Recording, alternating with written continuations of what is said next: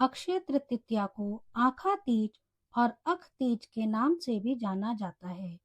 वैदिक ज्योतिष अनुसार ये बेहद शुभ दिन होता है, इसलिए इस दिन पर शुभ कार्य किए जाने की परंपरा है। इस दिन कई लोग व्रत रखते हैं और इस कथा का पाठ जरूर करते हैं। अक्षय तृतीया व्रत कथा। अक्षय तृतीया की पौराणिक कथा अनुसार प्राचीन काल में एक छोटे से गांव में धर्मदास नाम का एक गरीब वैश्य रहता था, जो हमेशा अपने परिवार के भरण पोषण के लिए चिंतित रहता था। वो बहुत धार्मिक प्रवृत्ति का था।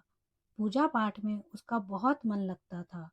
एक दिन उसने मार्ग पर जाते समय कुछ ऋषियों के मुख से अक्षय तृतीया व्रत के महात्म्य के बारे में सुना।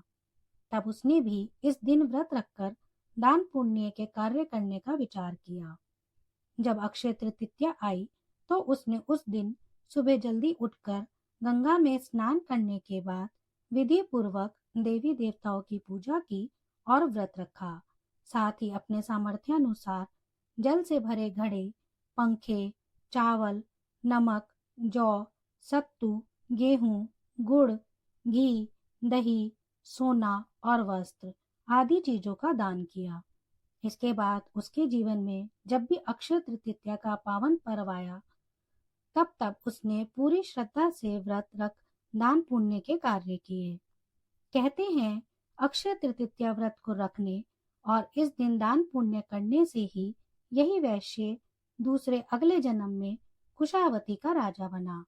वह इतना धनी और प्रतापी राजा था कि त्रिदेव तक उसके दरबार में अक्षय तृतीया के शुभ दिन पर ब्राह्मण का वेश धारण करके आते थे और उसके महायज्ञ में शामिल होते थे।